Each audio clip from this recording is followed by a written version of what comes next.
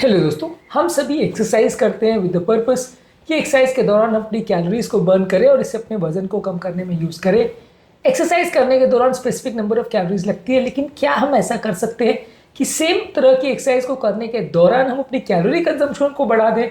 अब मान लीजिए वॉकिंग करने में 1 घंटे में 200 कैलोरी जलती है, या अगर रनिंग करने में 1 घंटे में 300-400 कैलोरी होती है, तो हम उसको बढ़ा सकते हैं for the same amount of time, क्योंकि ऑब्वियसली थोड़े टाइम की लिमिटेशन सबकी रहती है।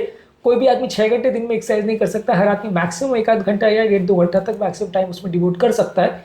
उतने ही टाइम में यदि ज़्यादा एक्सरसाइज से ज़्यादा कैलोरी आप बर्न कर पाओ, तो क्या ऐसे कोई नुस्खे हैं जो इस मामले में मदद कर सकते हैं? आज इस पर डिस्कशन करने का प्रयास करेंगे कि कैसे अपनी एक्सरसाइज को आप ज़्यादा इफेक्टिव बना सकते हो कैलोरी बर्निंग के टर्म्स में।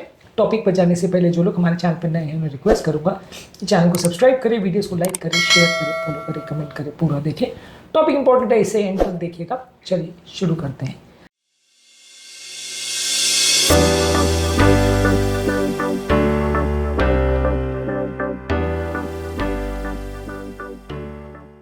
सबसे पहले तो जो भी एक्सरसाइज कर रहे हो उसको ज़्यादा अग्रेसिवली करिए। अगर आप चल रहे हो तो तेज चलिए, जॉगिंग कर रहे हो तो दौड़ने का प्रयास करिए, साइकिल कर रहे हो तो तेज साइकिलिंग करिए, स्विमिंग कर रहे हो तो ज़्यादा स्पीड में करिए। तो 1 घंटे में जितना आप कर रहे हो, अगर आप स्लो वॉकिंग कर रहे हो तो 1 घंटे में 200 कैलोरी जर्न होगा। अगर आप ब्रिस्क वॉकिंग कर रहे हो तो 300 होगा, अगर आप जॉगिंग कर रहे हो तो 400 होगा, और अगर रनिंग कर रहे हो तो 600 हो जाएगा। तो जितना आप अपनी स्पीड को बढ़ाते जाओगे उतना आपकी कैलोरी कंजम्पशन बढ़ते जाएगा। तो सेम अमाउंट ऑफ टाइम में आपको अगर ज़्यादा कैलोरी बर्न करना है तो स्पीड बढ़ा दीजिए, पर शर्त यह है कि बिना रुके। अब अगर मान लीजिए आपने 10 मिनट तेज दौड़ा, लेकिन उसके बाद आप 10 मिनट रुक गए, फिर 10 मिनट तेज दौड़ा, फिर 10 मिनट रुक गए, तो उतना फायदा नहीं होगा, ठीक है? क्योंकि उसमें ऐसा हो जाएगा कि आपका टोटल इफेक्टिव टाइम वो 1 घंटे में आपने दौड़ा, वो तो 30 ही मिनट दौड़ा, तो बहुत ज़्यादा फायदा नहीं होगा। चलने के कंपैरिजन में कैलोरी कंजम्पशन लगभग उतना ही होगा। लेकिन अगर आप पूरे 1 घंटे तक दौड़ सकते हो या जॉगिंग कर सकते हो चलने के बदले, तो ज़्यादा बेनिफिशियल होगा। तो स्पीड को बढ़ाइए और कोशिश करिए कि वो 1 घंटे में इफेक्टिव एक्सरसाइज टाइम को बढ़ाएं। मतलब आप अगर 1 घंटे में एक्सरसाइज कर रहे हो, उसमें बीच बीच में आप हर 5-10 मिनट में ब्रेक ले रहे हो, और वो ब्रेक भी लंबे ड्यूरेशन का ले रहे हो, तो ऑब्वियसली टाइम आपका वेस्ट हो रहा है। आपको ऐसा लग रहा है कि आपने 2 घंटे जिम में बिताया, लेकिन उस दौरान आप अपने फ्रेंड से बात कर रहे थे, आप इधर उधर देख रहे थे, आप म्यूजिक सुन रहे थे, आप डांस कर रहे थे, आप कुछ भी नॉन कैलोरी बर्न करने वाली एक्टिविटी कर रहे थे, सोना कर रहे थे। तो ये सारी चीज़ों में आपका कैलोरी बर्न नहीं हो रहा उतना ज़्यादा, लेकिन आपको तो ऐसा लगता है कि मैंने 2 घंटे जिम में टाइम स्पेंड किया तो मेरा वजन कम क्यों नहीं हुआ। तो जब आप उस दौरान एक्सरसाइज पर ज़्यादा फोकस करोगे रादर दैन टाइम पास पर, तो ज़्यादा इफेक्टिव आपको आउटपुट मिलेगा। यानी कि आपका ओवरऑल जो टाइम वेस्ट हो रहा है सेट्स के बीच में या टाइम वेस्ट हो रहा है एक्सरसाइज के बीच में, वो कम करिए। इसके अलावा हाई इंटेंसिटी इंटरवल ट्रेनिंग कर सकते हैं, जिसमें आप हाई अग्रेसिव एक्सरसाइज करते हैं, बीच बीच में थोड़ा आप रेस्ट लेते हैं या वॉकिंग करते हैं। उस दौरान में पूरा रेस्ट नहीं देते। जैसे 30 सेकंड आपने तेज दौड़ा, फिर 1 मिनट आपने चल लिया, फिर 30 सेकंड तेज दौड़ा, फिर 1 मिनट चल लिया। तो हाई इंटेंसिटी आपने किया, फिर बीच में थोड़ा चलना किया। बीच में आप पूरी तरह रुक गए वैसे नहीं किया, पर बीच में भी आप थोड़े स्लो स्पीड में चलते रहे, तो इससे भी आपकी कैलोरी बर्निंग बढ़ेगा। इसके अलावा अपने कंफर्ट जोन में रहने का प्रयास मत करिए। यदि मान लीजिए आपको डेली अगर 4 किलोमीटर पे चलने में आप कंफर्टेबल है, जिंदगी भर आप 4 पे ही चलते रहोगे, तो वैसा नहीं है। अच्छा है, आपको उसको चैलेंज करना पड़ेगा।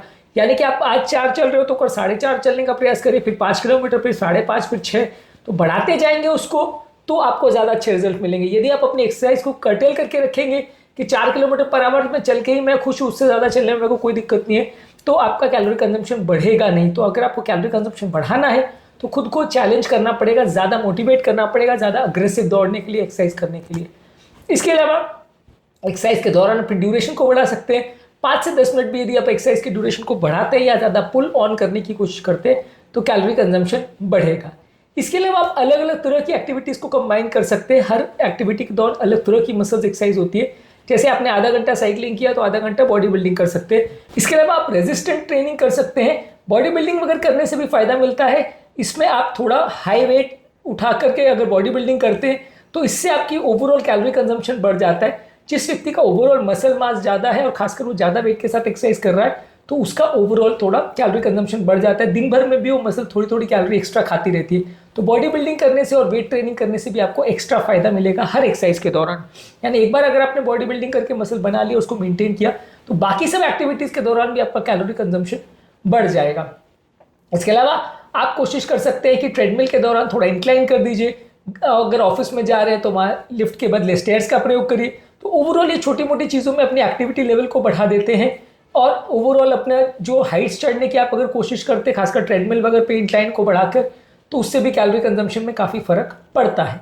इसके अलावा मल्टीपल मसल ग्रुप्स को इन्वॉल्व करिए, अलग अलग तरह की मसल एक्सरसाइज करिए। आइसोलेटेड एक ही तरह की एक्सरसाइज कर रहे हैं कि सिर्फ बाइसेप्स ही बाइसेप्स कर रहे हैं, बाकी कुछ नहीं कर रहे, वैसा नहीं। मल्टीपल मसल्स को एंगेज करिए, कभी बाइसेप्स कर रहे हैं, कभी ट्राइसेप्स कर रहे हैं, कभी शोल्डर कर रहे हैं, कभी चेस्ट कर रहे हैं, कभी एरोबिक्स कर रहे हैं, कभी डांस कर रहे हैं। तो अलग अलग मसल्स की ट्रेनिंग होगी, अलग अलग मसल्स की स्ट्रेंथ बढ़ेगी, उससे कैलोरी कंजम्पशन ओवरऑल बढ़ेगा। तो अलग अलग मसल्स को ट्रेन करने का प्रयास करिए, इससे आपका कैलोरी कंजम्पशन बढ़ेगा। इसके अलावा आपके एक्सरसाइज के बीच में जो सेट्स है उसके बीच में रेस्टिंग पीरियड बहुत कम होना चाहिए। आपको कोशिश ये करनी चाहिए कि आपका रेस्टिंग पीरियड मैक्सिमम 30 सेकेंड्स का हो। कई बार क्या होता है कि आप एक्सरसाइज के दौरान पूरा रेस्ट ले लेते हैं तो आपकी हार्ट रेट कम हो जाती है, उसके दौरान आपको ओवरऑल फिर से आपको एक्सरसाइज के लिए मोटिवेट करना या खुद को वापस से उस लेवल की एक्सरसाइज पे लाना मुश्किल हो जाता है। तो 2 सेट्स के बीच में यदि आप एक्सरसाइज का अगर रेस्ट भी ले रहे हो तो 2 सेट्स के बीच में गैप आपका 20-30 सेकंड से ज़्यादा नहीं होना चाहिए। ऐसा नहीं होना चाहिए कि आपने एक डंबल का सेट किया, उसके बाद आपने फिर 15 मिनट रेस्ट लिया, फिर एक सेट किया, तो वो वेस्ट हो जाएगा, उसमें आपको उतना फ़ायदा नहीं मिलेगा, टाइम ज़्यादा वेस्ट होगा, इफेक्ट उतना नहीं आएगा। तो आपको कोशिश करनी कि मैक्सिमम गैप आपका सेट्स के बीच में 30 सेकंड से ज़्यादा नहीं होना चाहिए। यानी कि इसका मतलब ये कि बाकी एक्सरसाइज के दौरान भी जैसे साइकिलिंग कर रहे हैं, रनिंग कर रहे हैं, तो आप रुक भी रहे हो 15 से 30 सेकंड रुकिए, ज़्यादा मत रुकिए। इसके अलावा हाइड्रेशन भी मेंटेन करिए। यदि आपकी बॉडी डिहाइड्रेटेड होती है तो भी कैलोरी कंजम्पशन में इफेक्ट पड़ता है, तो हाइड्रेशन भी प्रॉपर मेंटेन करिए। और कैलोरी थोड़ा सा स्नैक अगर आप एक्सरसाइज से पहले ले लो तो उससे भी कई बार आपकी परफॉर्मेंस इंप्रूव हो जाती है। प्री वर्कआउट स्नैक से भी फायदा मिलता है। प्री वर्कआउट और पोस्ट वर्कआउट मील प्लानिंग और जिम में क्या क्या करना चाहिए उस पर हमने अलग से वीडियो किया है, उसको जरूर देख लीजिएगा। ओवरऑल एक जनरल असेसमेंट के लिए आपको बता दूं कि जैसे ब्रिस्क वॉकिंग आप करते हैं तो आधे घंटे में लगभग 150 कैलोरी लगती है, जॉगिंग में 250 से 300 कैलोरी लगती है, स्किपिंग रोप करते हैं तो 300 से 400 कैलोरी लगती है, स्विमिंग करते हैं तो 250 से 350 कैलोरी लगती है, हाई इंटेंसिटी वर्कआउट करते हैं, HIIT ट्रेनिंग करते हैं तो 300 से 500 कैलोरी लगती है, डांस या जुम्बा ट्रेनिंग करते हैं तो 200 से 300 कैलोरी लगती है। तो ओवरऑल हमने अलग अलग वीडियोस में कितनी कैलोरी पर एक्टिविटी लगती है उस पर भी डिस्कस किया है, वो भी देख लीजिएगा। तो इसका भी एक अंदाज होना जरूरी है ताकि आपको पता रहे कि यदि आप स्विमिंग के बदले अगर वॉकिंग कर रहे हो तो उतना फायदा नहीं होगा, वॉकिंग के बदले स्विमिंग कर रहे हैं तो ज़्यादा फायदा होगा, या अगर आप रनिंग के बदले अगर हाई इंटेंसिटी ट्रेनिंग कर रहे हैं या वॉकिंग के बदले हाई इंटेंसिटी ट्रेनिंग कर रहे हैं तो ज़्यादा कैलोरी बर्न होगी। तो ज़्यादा अग्रेसिव एक्टिविटीज़ से आपको ज़्यादा फायदा होगा और उसमें भी अलग अलग तरह की एक्टिविटीज़ में अलग अलग अमाउंट ऑफ कैलोरीज यूज होता है, उसका ध्यान देना जरूरी है। बहुत अच्छा हो कि आप एक फिटनेस ट्रैकर मेंटेन करें कि आपकी कितनी कैलोरी बर्न हो रही है, उसका ट्रैक रखने के लिए ये आपको मोटिवेट भी करेगी कि दिन भर में आपको और एक्सरसाइज करना है और ओवरऑल आपको एक अंदाज भी देगी कि आपने कितनी कैलोरीज बर्न करी, तो आप उसको और इफिशिएंटली यूज़ कर सकते हैं और ज़्यादा बार मोटिवेट होंगे आप एक्सरसाइज करने के लिए और दिन भर में आपका टोटल कैलोरी कंजम्पशन बढ़ जाएगा। मैं एक डेली का ट्रैकिंग मेंटेन करता हूँ, मेरे वॉच में इसका ट्रैकर अवेलेबल है। तो जैसे मैं अगर इसको मेंटेन कर रहा हूँ तो दिन भर में आज मान लीजिए मैंने 7000 स्टेप्स चल लिया, 739 कैलोरीज मैंने बर्न कर ली, लगभग 2 घंटे मेरी एक्सरसाइज हो गई 116 मिनट। तो ओवरऑल ये दिन भर में मुझे मोटिवेट करेगा कि मैं और ज़्यादा एक्सरसाइज करूँ और ज़्यादा करूँ। मेरे 6000 स्टेप हुए तो मैं 10000 करूँ, मेरी अगर 2 घंटे एक्सरसाइज हो गई तो मैं 3 घंटे करूँ, मेरी 700 कैलोरी बर्न हुई तो मैं 1200 कैलोरी बर्न करूँ। तो वो मुझे और मोटिवेट करेगा, इससे भी फायदा मिलता है। और अगर आज आप ज़्यादा एक्सरसाइज करो और कल कम करो तो भी आपको पता चलेगा कि आपकी एक्टिविटी पहले से डिक्लाइन हुई है तो आपको इम्प्रोवाइज करना है। तो उससे और एक एडेड आपको एडवांटेज मिलेगा कि आप डेली अपनी एक्टिविटीज़ को बढ़ा सकते हो और हफ्ते महीने के एंड में जब आप ये छोटे मोटे डिफरेंसेस को कैलकुलेट करोगे तो काफ़ी फर्क दिखेगा, जो कि आपके वजन में भी रिफ्लेक्ट करेगा और आपकी ओवरऑल हेल्थ और फिटनेस में भी रिफ्लेक्ट करेगा। आज के टॉपिक में हमने बात करी एक्सरसाइज के दौरान कैलोरी कंजम्पशन को इम्प्रूव करने के लिए या ओवरऑल अपने कैलोरी जितने आपने स्पेंड करी उसको इम्प्रूव करने के लिए आप क्या क्या कर सकते हो। इसके अलावा अलग अलग डेली एक्टिविटीज़ में क्या कर सकते हैं, नॉन एक्सरसाइज एक्टिविटी थर्मोजेनेसिस यानी नीट क्या होता है, इस पर भी हमने वीडियोस किए, इनको भी जरूर देख लीजिएगा। उम्मीद करूंगा कि आज के टॉपिक में कुछ नई बातें जानने को मिली होगी। जो लोग हमारे चैनल पर नए हैं मैं रिक्वेस्ट करूंगा कि चैनल को सब्सक्राइब करें, वीडियोस को लाइक करें, शेयर करें, फॉलो करें, कमेंट करें। पूरा दिन